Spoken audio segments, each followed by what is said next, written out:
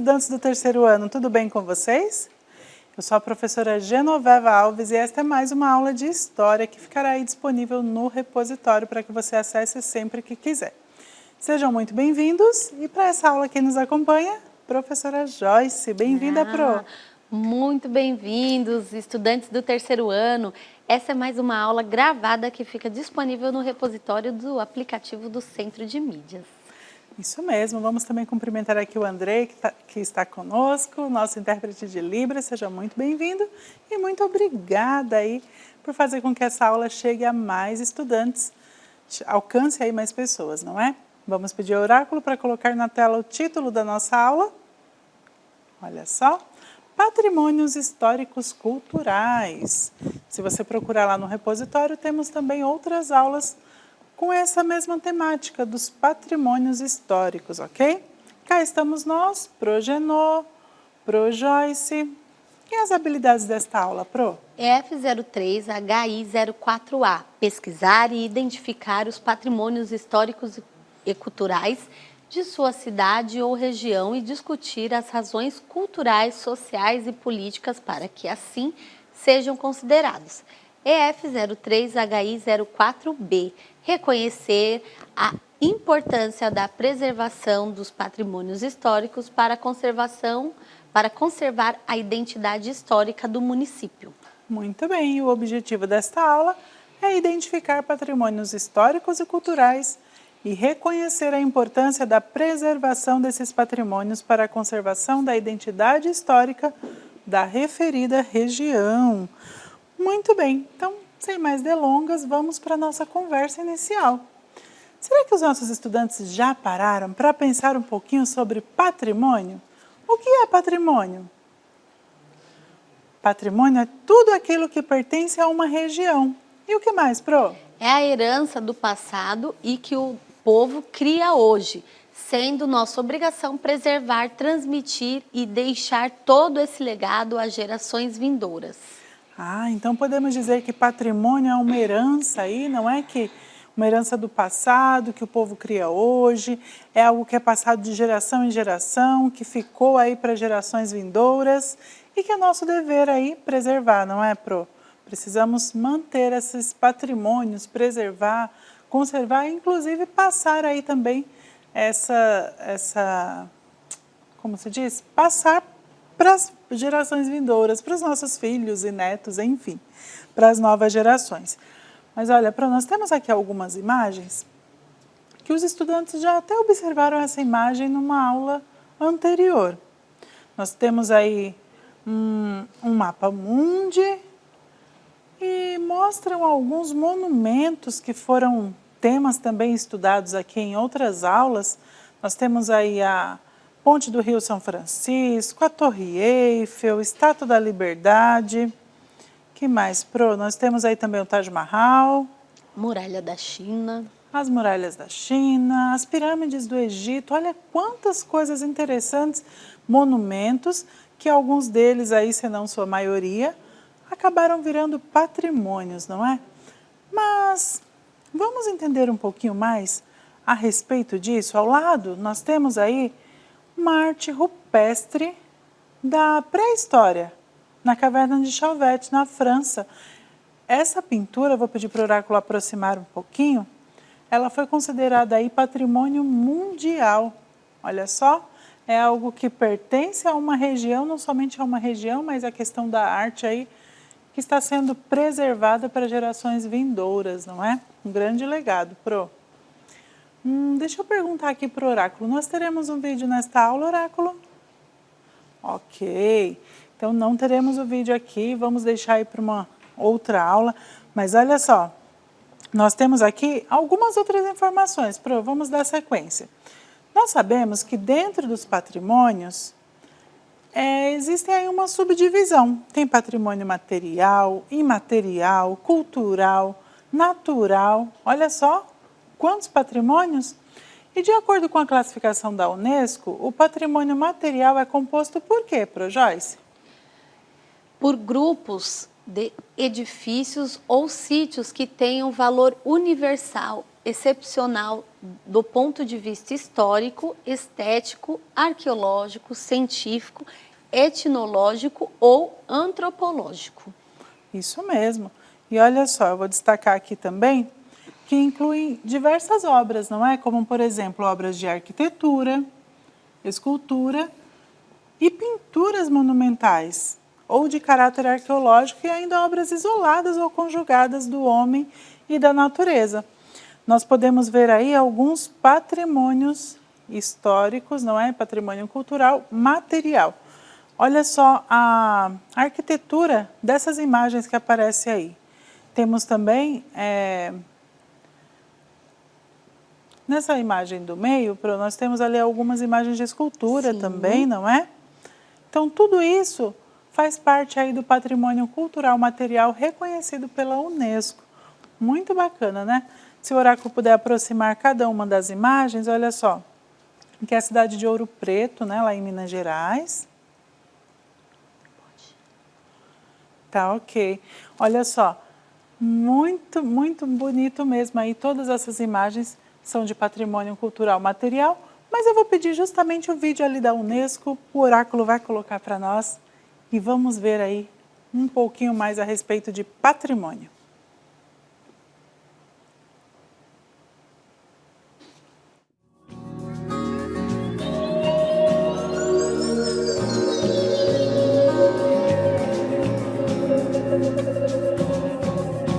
Em todo o mundo, as riquezas culturais e naturais do Brasil são reconhecidas e admiradas por seu valor excepcional.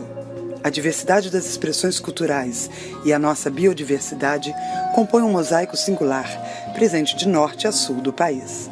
O nosso patrimônio é diverso e pode ser identificado em celebrações, expressões artísticas, tradições alimentares, paisagens culturais, parques naturais e conjuntos urbanos. Esse patrimônio dá um sentido de pertencimento às comunidades e pode se transformar em atrativos turísticos valiosos para brasileiros e estrangeiros. São 25 bens brasileiros reconhecidos pela Unesco, 13 bens culturais, 7 sítios do patrimônio natural e 5 manifestações culturais declaradas patrimônio imaterial da humanidade. Preservar e valorizar as características que levaram à titulação como patrimônio mundial são ações que exigem participação ativa da comunidade e esforço contínuo dos governos municipais, estaduais e federais. Valorizar o patrimônio é manter viva a memória e a cultura de um povo, promovendo o desenvolvimento socioeconômico local, fortalecendo a geração de emprego e renda e tornando o turismo cultural sustentável. Um novo olhar para o potencial do patrimônio cultural e natural pode fazer a diferença para o desenvolvimento de sua cidade.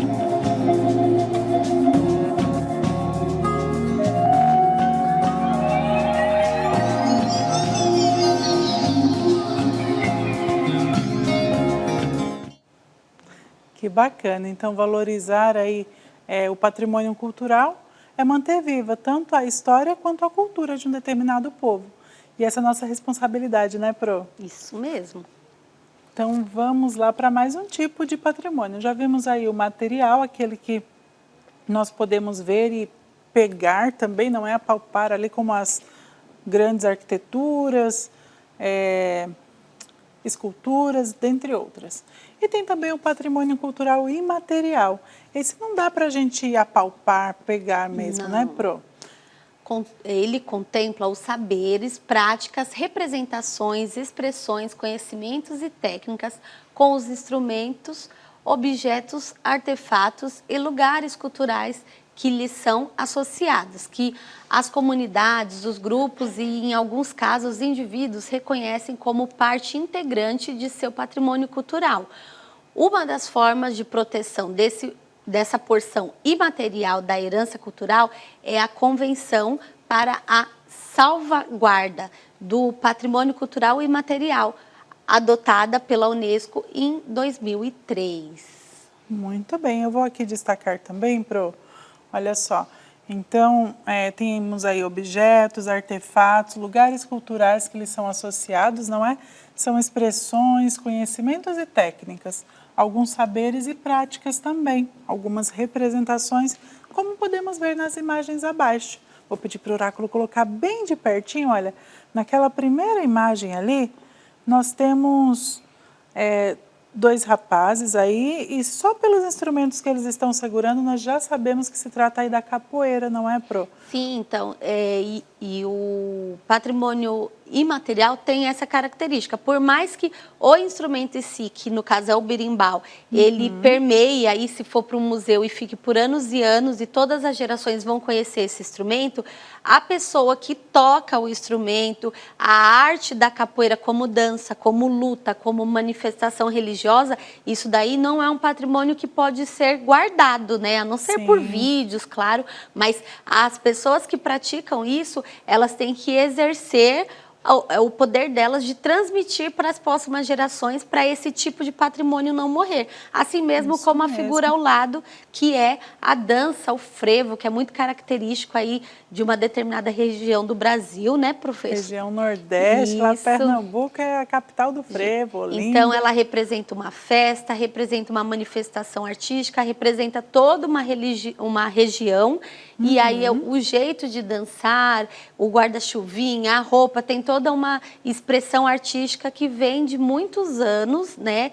Desde a época da colonização, e aí foi se mesclando com a cultura de vários povos, até tornar o frevo que a gente conhece hoje. E no caso de uma dança também, se não for transmitido os passos, o modo de dançar, a sua história de geração para geração, é um patrimônio imaterial que pode se perder ao longo do tempo. É verdade, Pro. E ali também temos uma manifestação, né, da religião em si, que também é uma representação, uma expressão que cada um acaba professando aí ou não, enfim.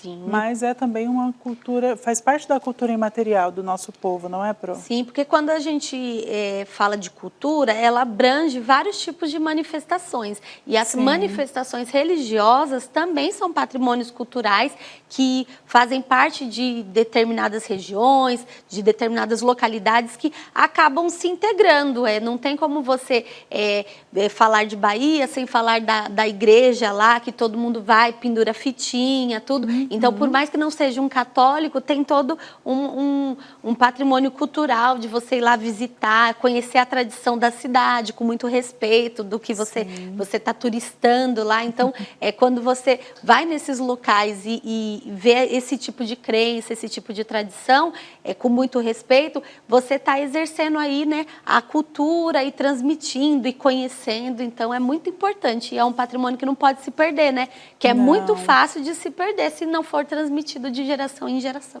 Isso mesmo. Por isso tem aí a salvaguarda, que foi essa Convenção de Salvaguarda de Patrimônio, que foi confeccionada aí pela Unesco, no caso, um documento.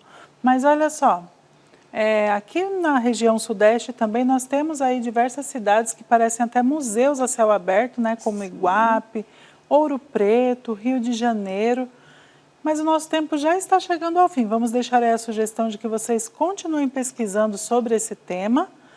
E vamos deixar também o nosso QR Code para que vocês avaliem a aula e nos contem o que acharam até aqui. Muito obrigada pela sua participação. Obrigada, Progenor. Muito obrigada, pessoal, por ter nos assistido até aqui. Um super beijo. Até a próxima. Tchau.